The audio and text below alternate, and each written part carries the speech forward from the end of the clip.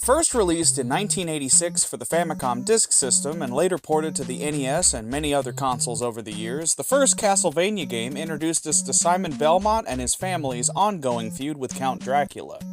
Armed with his wits, a whip, and a variety of subweapons, Simon must fight through Dracula's armies, enter Dracula's base, Castlevania, and save Transylvania from Dracula's evil. But of course, that'll be anything but easy. Will you be able to guide Simon to victory? Will the journey be a rewarding experience? Why am I asking you all these questions?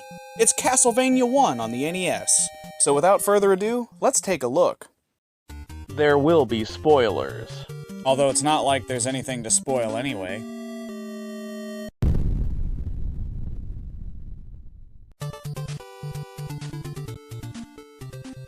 Castlevania 1 is a side-scrolling platformer. Being an old-school platformer, Castlevania has a point system, and you start the game with 4 lives. Lose all your lives and it's game over. You'll probably see that screen a lot, so get used to it. Luckily, you can get extra lives at 30,000 points and every 50,000 points after that, and you have unlimited continues too. Unless you're emulating the game, most releases don't have a save or password system. I hope you like beating the game in one sitting. I did, but it helps that the game's only about an hour long if you know what you're doing. You play as Simon Belmont, a whip-wielding warrior who is out to defeat Dracula and destroy Castlevania. You'll be strutting, jumping, crouching, whipping, and using various special weapons, such as throwing knives, holy water, boomerangs, throwing axes, or the stopwatch. When you jump, you need to be very deliberate, since you can't adjust in mid-air. Once you get Simon up there, he's a flying brick, and there's nothing stopping him from going wherever he's gonna go. He's either gonna land safely, or he's gonna fall to his death. There's plenty of bottomless pits, so you'll definitely be dealing with this constantly. I don't think it's necessarily a bad thing, it's just a rule that the game plays by, and you'll have to get used to it. Whenever you get hit, you'll get knocked back. Needless to say, the old knockback into a bottomless pit thing is a real pain in the ass sometimes. It's also a problem when you're in the air. The only thing that's going to change your trajectory is getting hit, and knockback in the air is often a death sentence. Again, to a degree, you get used to it. The overall point I'm trying to make here is that the platforming, being a little clunky but something you can adjust to, requires you to be very deliberate and attentive. One other interesting, but sometimes clunky thing is that there's stairs, and to walk on them you need to press up or down to get on the stairs. You won't be able to jump on the stairs, so you need to be careful. The whip and all those subweapons have their uses, but keep in mind that the subweapons need ammo, specifically hearts, which you can get from whipping candles or destroying projectiles. Yeah, usually hearts are health, but Castlevania is weird. While we're talking about pickups, I should mention that some walls can be whipped to reveal stuff, most often food to restore lost health. I don't know about you guys, but when I find a pork chop hidden in a wall, my first instinct is to chow down. The whip is your bread and butter. The whip can be upgraded up to 2 times by picking up drops from candles. If you die, you'll lose your whip upgrades, but for the most part, the game makes it pretty easy to get them back on whatever screen you spawn in. The knife is one of the weakest sub-weapons, but it's also pretty easy on your hearts.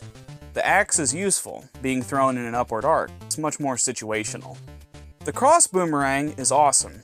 You get good range, and it travels to and from wherever you throw it, dealing damage for a good long while. It's worth every heart. The stopwatch is cool, but impractical. It stops time for a moment, but it also costs way too many hearts. But the real MVP here is the holy water. This thing is amazing. It doesn't cost too many hearts, it lingers for a bit, and it's really useful for stunning enemies and even bosses. On top of all of those weapons, you can also get a double shot and a triple shot. What's better than 1 boomerang? 2 boomerangs. Or 3. Just remember that these sub-weapons are used by pressing up and B, so be careful about trying to use them near stairs. All in all, the gameplay can be pretty fun. Of course, it's also clunky, and for a few reasons, beating Castlevania will be anything but easy. So let's talk about it. Castlevania is one of those games that gets brought up as shorthand to invoke difficulty. Sure, it's only about 45 minutes or so when you know what you're doing. Sure, you have unlimited continues, although you do have to beat the game in one sitting. But Castlevania is absolutely tough as nails, and if you aren't, it's gonna kick your ass. I think it does a good job starting off pretty easy, letting you get your feet wet. Then again, I've played a ton of this practicing for this review. I wanted to beat it completely legit in one sitting, because when I first beat it a few years ago, I abused save states. So it's possible that I think it's a little easier than it really is just because I've played it so much. As you play through the 6 levels, the game ramps up the difficulty with more complex platforming, scary enemies and placements, and increasingly nasty bosses. At the end of the day, it's sink or swim. There's a few reasons for this. Like I mentioned before, your movement is a bit clunky. When you jump, you're a flying brick. You lose all control. So if you aimed your jump incorrectly, there's not much that's going to help you. There's also that world-famous Castlevania knockback. Get hit by anything, and you'll jump back like you just got shot with a cannonball. If you're lucky, this might help you by knocking you onto a platform, but let's be real here. That's probably not how it's going to go. Most of the time, you're in serious danger of getting knocked into a pit, and Castlevania's levels absolutely revel in making that happen. A lot of enemies can be killed and cleared off the screen, giving you a safe route, although they often respawn if you let the level scroll and then walk back for whatever reason. However, one frequent enemy will keep spawning until you get away from their spawning area. That's right, it's our favorite import from Greek mythology, Medusas. Oh man. The way they move in an arc makes their pattern tricky, and since they keep spawning in certain parts of levels, they can be tough to deal with. Sometimes you'll get smacked up by them, but you can live with that. But if you have to deal with them near pits, you're gonna have a really bad time. Of course, you're not gonna have a good time just because there's not a pit. Perhaps the most dreaded segment of the whole game is the hallway right before you fight Death in level 5. When you climb the stairs, Medusas start coming in from the right, while these axe knights approach you and throw their boomerang axes high and low at you from the left. As you push to the left, the Medusas will start spawning on the left instead, making things a little more manageable, but it's still anything but a walk in the park. Throw boomerangs, flail your whip, and hope for the best. Just keep pushing. There's also a cruel twist that makes this part even worse. Many of you might have played this game on the Castlevania Anniversary Collection, and that was where I first played it too. The ROM they used for the American version of this game has a game-breaking bug that causes it to frequently crash on this hallway. Luckily, my NES cartridge doesn't have that issue, and you could just play the Japanese version on that collection, but it's just weird. Between not having a manual in most re-releases of Metal Gear 1 and this weird issue in the Castlevania Anniversary Collection, I have to wonder why Konami goes to the trouble of making these ports just to half-ass them. Let's talk about the bosses. The first boss fight's pretty simple unless you get unlucky enough to end up with the knife. You usually have the axe, and throwing it at him's pretty simple and straightforward. It's a nice warm-up. The second boss, Medusa, is a joke. Holy water, which the level readily gives you, especially with a double or triple shot, makes this the easiest fight by far. No real threat here, just stun locker. The third fight against these mummies is pretty simple if you just stand on this platform, crouch, and whip them. Just back off from time to time and you'll be fine. Jumping down from that platform is just unnecessary risk. In the second half, things escalate. This fight with the Frankenstein's monster and the Flea Man was the bane of my existence for so long. Flea men are normal foes, but this one hits like a truck and shoots fireballs, so you need to keep an eye on him and do your best to control him by hitting him for a temporary stun. I'm not gonna lie, this kicked my ass over and over again, but eventually I learned this one. It's clever for forcing you to think really hard about your positioning and have awareness of what's going on around you. So while it's rough, it's a learning experience. Maybe it's meant as a gatekeeper for the endgame. Before there was Ornstein and Samo, there were these two guys, I guess. And then there's Death. Either the boss or what he's gonna do to you, either way. This guy is notorious.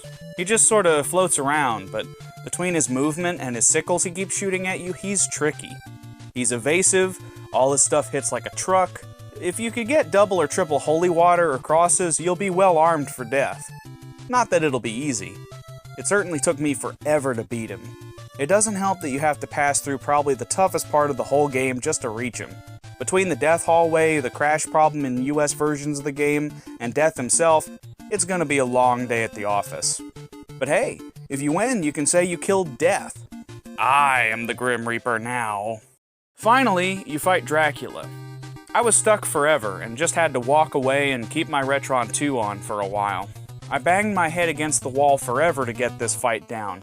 Dracula appears, shoots 3 fireballs that vary in where they're going to go based on if you're jumping or not, then he'll disappear. After a couple of seconds, he'll reappear and do it all over again.